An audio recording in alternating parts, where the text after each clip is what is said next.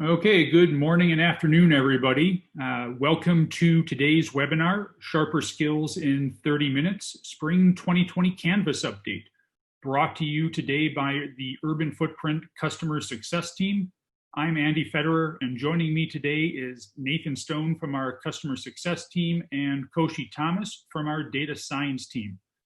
Our Sharper Skills webinars are designed to highlight new features, showcase tips and tricks, and help make the best use of Urban Footprint.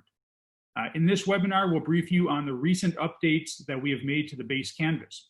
Before turning things over to Nathan and Koshi, I'd like to remind you that you can ask questions using the chat or Q&A feature in Zoom. As this webinar is relatively short, we'll save questions until the end. I'd also like to remind you that our next webinar in this series is scheduled for Wednesday, July 1st, and will focus on supporting COVID-19 recovery planning using reference data and Urban Footprint analytics. You can find a link to register for that webinar in the newsletter we sent on Monday. And with that said, I will turn things over to Nathan and Koshi. All right, moving on to this quarter's updates. So we have compartmentalized the base canvas updates for this particular quarter into three major categories. And so we'll cover those today individually. The first is a regularly quarterly cycle of updating parcel information. So this includes both geometries, which are in essence land divisions, as well as assessment data. Then we're going to move into covering the land use updates. And this is going to be focused on particular types of land use. And it deals with logic that we have in the platform that assigns those land uses. And then finally, we will cover employment data, which includes updates to our employment figures. And these are primarily derived from the census information. Okay, here's our first example. So this is where you can see an example of a quarterly parcel update where we have a parcel shown in magenta that was a large multi-acre block. And as time goes on, we often see that parcels become more granular, so they get divided over time. Here we can see that there's a subdivision that was created since the last update. There's now more parcels in existence than previously, and we pull these into the platform, replacing those old parcel boundaries. So you can see the light gray areas there are the new parcel boundaries. Next, we're going to cover a series of focused land use updates. And I want to make a note that we've improved our logic through customer feedback as well as quality control to improve land use typing within the platform. Again, this is part of our continuous cycle of improvement where we want to make the best available data available to you. So here you can see that we have an outdoor recreation site that was previously typed as civic, and it has now been retyped as park as a result of the new logic. Here's another example of a golf course site that was previously typed as vacant, and it has now been retyped to golf course as well from that resulting new logic. So you can see on the right-hand side is the after image of the land use typing, and on the left side you see the before. Here you can see a site that is natural land cover generally with some trees on it. And we previously typed this as rural residential. It's now been retyped to open space as a result of our logic improvements as well. Here's another example that focuses in on land use of planned commercial properties. So one of the things to keep in mind is that land ownership matters to assessors' offices. And sometimes parcels are owned by a commercial enterprise, and so they appear from an assessment standpoint more in the commercial category, but often do not have an actual structure existing on them yet, as is the case in this particular example. So you can see on the far left side of the screen, we have some commercial properties that have building improvements on them.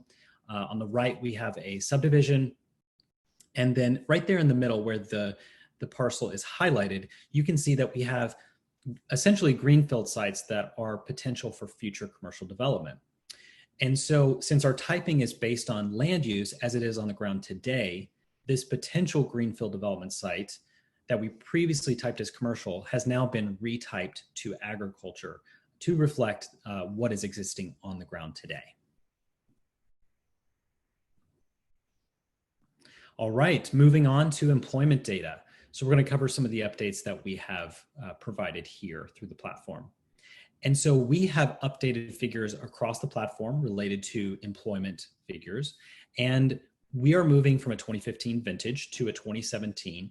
This is the best available data from the census regarding employment at this time. And here you can see an example of an employment change on a particular site. And what you'll notice is that previous to the employment figures being updated, we had around 40 jobs identified for this site.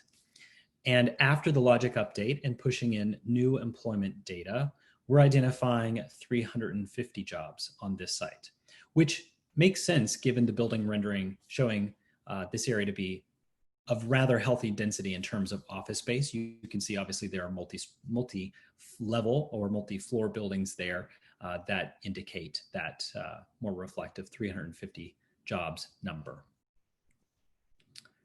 All right, so that rounds out our Canvas updates. This concludes what we wanted to show you today. This is really exciting new information that we are very happy to provide to you. And we're always seeking to improve our Canvas. So we want your feedback. And as customers, we are very excited to hear from you on how we can improve the Canvas. So we've provided this form here for you that we're very happy to have you send us any updates or information. If you feel that there is an incorrectly typed parcel or something you want to draw our attention to, we're very happy to take that information and appreciate that feedback. So feel free to type in that web link there. It's urbanfootprint.com/parcel update form, and it'll take you straight to a form that you can intake that information, and we'll be sure to take a look at it. All right, so we are going to open up to questions or feedback. Also, if you have any ideas that you'd like to present, we'd be happy to take your thoughts on that. If you'd like to schedule a follow-up with us, we're very much available to do that. You can see that we have contact information there on the screen. We can talk about how this update may impact your work in the future, or any changes that might have occurred that you have questions about.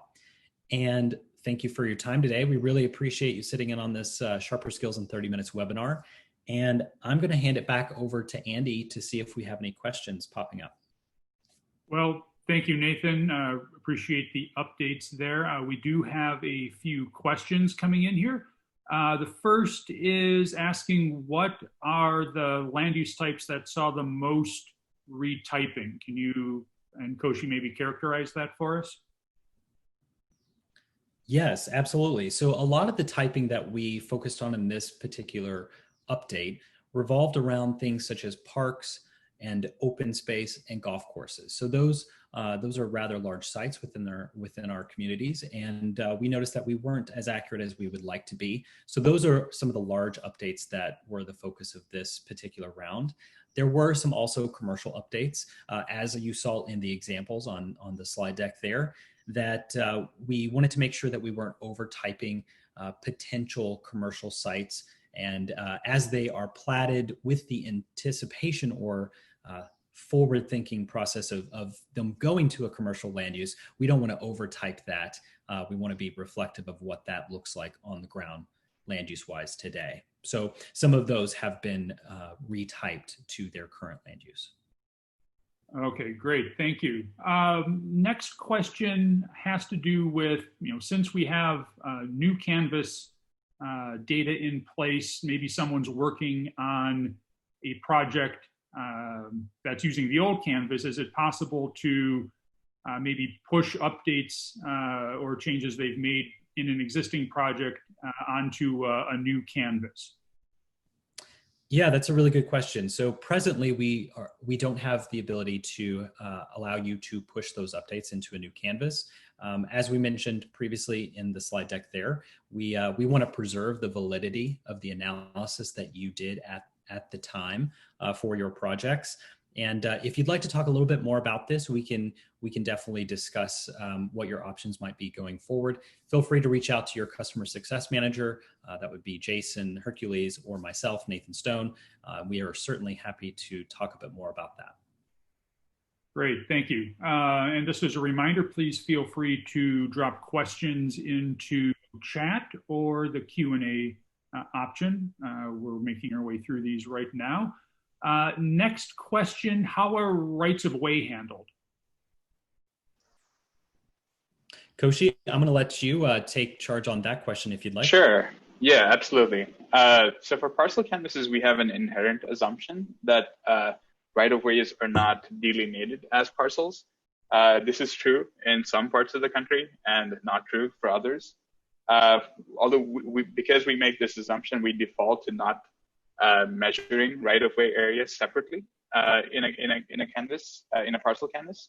However, if you create block canvas projects, we do measure right-of-way area as a part of that block. So in a block, you would see some area of right-of-way being assigned separately, as opposed to the area of the block itself. Okay, great. Next question. Do you have assessors data as part of the canvas or in UrbanFootprint? For sure.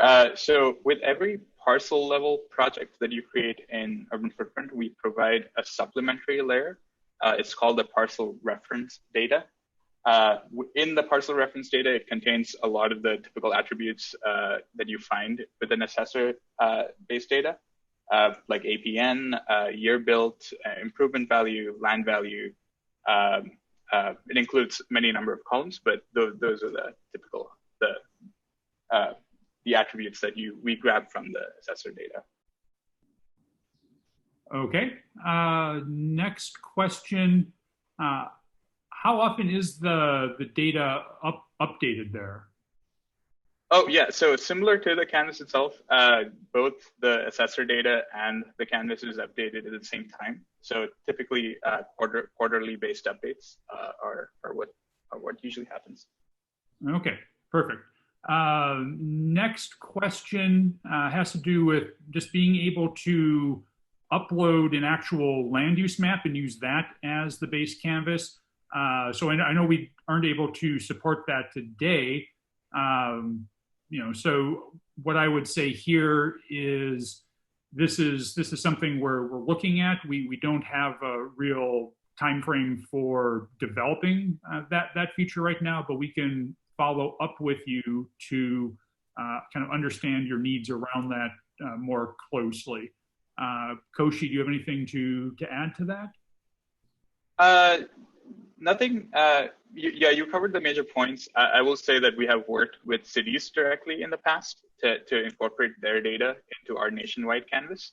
So some of the challenges is that it's the data available to them is not as fine-grained as the data we want. We're a very data-hungry platform because we calculate jobs, dwelling units, and so on. So having just the land use is one part of it. But we sometimes have to also get more finer, granular data for that city to get it in a complete feature complete state. Yeah, and to build off of that a little bit more, as Koshi mentioned, we do work with public jurisdictions to incorporate data that they have on land use into UrbanFootprint and make that part of the base canvas that is accessible to anyone doing work in that city or region or county. That said, I think the question here is more aligned with, I just want to quickly upload something myself and maybe not have to go through a big process to get that blended in to the standard base canvas in UrbanFootprint. And to that, I think the previous answer that we had, that this is something we're looking at, but don't have a real timeline for at this point, stands. So I think that wraps things up for questions. Oh, got couple more questions coming in here just at the end. Question here, after I've painted a scenario, is there a way to quickly export the net change in dwelling units, population, jobs as a shapefile to retain the spatial reference of the projected growth? So Koshi, this maybe looks like something for you. Yeah, I can speak to a little bit to that. barring very exceptional circumstances, you're able to export any layer from UrbanFootprint. One challenge, like just based on the question I'm seeing, we don't allow you to calculate the net change at the parcel level. So, if you painted 20 dwelling units on a previously existing 2-unit parcel, you're not going to get a shapefile with the number 18.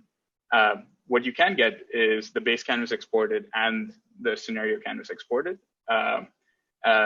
directly as shapefiles, and we always keep the spatial reference as it's the generic spatial reference system. I think the last point is also we do have a filter for every scenario canvas. It's just called is painted.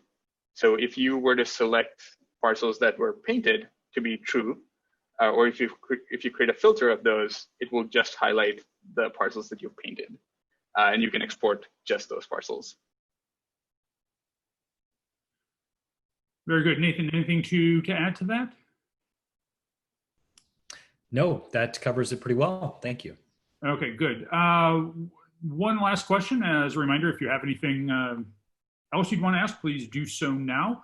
We're building off of the question on updating the base map. How do you actually go about that? So there's a few options for that. First, if you are a public jurisdiction, that is included in your platform access license.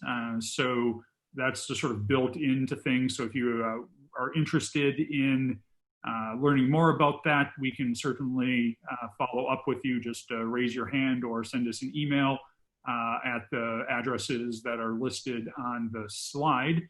And the actual mechanics of incorporating data from cities can take a couple of different shapes.